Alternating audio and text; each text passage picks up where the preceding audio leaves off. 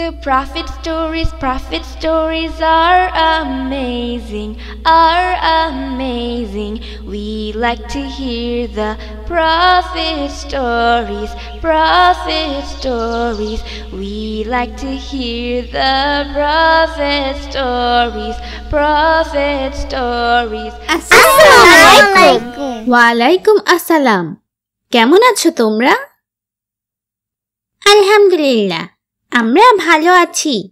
আমরা আপনার কাছে নবীদের গল্প শুনতে চাই। মাশাআল্লাহ, খুব ভালো কথা। মুসলিমদের জন্য নবীদের গল্প অনেক দরকার। ইনশাআল্লাহ আজকে আমরা নবী ইয়াসা আলাইহি ওয়াসাল্লামের গল্প শুনব। তোমরা শুনবে তো? হ্যাঁ। ঠিক আছে, চলো শুরু করি। বিসমিল্লাহ।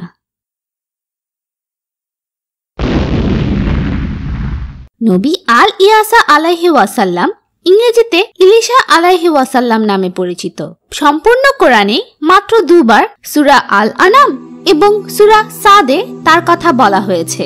নবী ইয়াসা আলাইহি ওয়াসাল্লাম সম্পর্কে কোনো বিস্তারিত তথ্য সেখানে নেই, কিন্তু কিছু ইতিহাসবিদের তথ্যের উপর ভিত্তি করে আমরা তার সম্পর্কে কিছুটা জানতে পারি।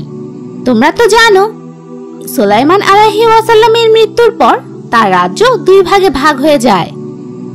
এক অংশ ইসরায়েল এবং অন্য অংশ জুদা। নবী ইয়াসা আলাইহি ওয়াসাল্লাম ছিলেন ইসরায়েলের নবীদের মধ্যে অন্যতম। তিনি নবী ইলিয়াস আলাইহি ওয়াসাল্লামের ছাত্র ছিলেন। একদিন নবী ইয়াসা আলাইহি ওয়াসাল্লাম তার মাঠে কাজ করছিলেন এবং হঠাৎ তিনি নবী ইলিয়াস আলাইহি ওয়াসাল্লামকে দেখতে পান। তিনি ইলিয়াস আলাইহি ওয়াসাল্লামকে চিনতে পেরেছিলেন এবং জানতেন যে তিনি সত্যিই আল্লাহর নবী। তাই তিনি নবী ইলিয়াস আলাইহি ওয়াসাল্লামকে অনুসরণ করতে শুরু করেন।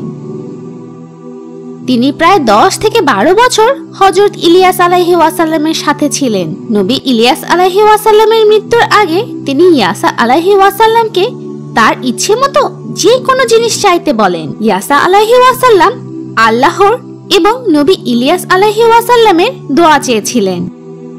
ইলিয়াস আলাইহি ওয়াসাল্লাম আল্লাহর কাছে প্রার্থনা করেন ইয়াসা আলাইহি ওয়াসাল্লামের ইচ্ছে পূরণ করার জন্য।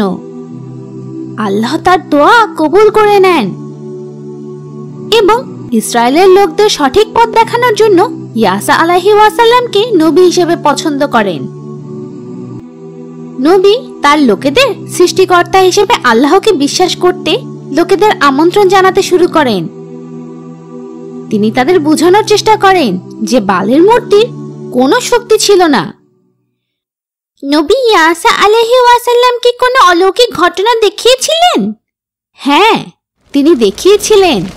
একসময় ইসরায়েলবাসীদের খাদ্যের অভাব দেখা দেয়, কারণ সেখানে ভয়ঙ্কর খরা চলছিল। সবাই ক্ষুধার্ত ছিল।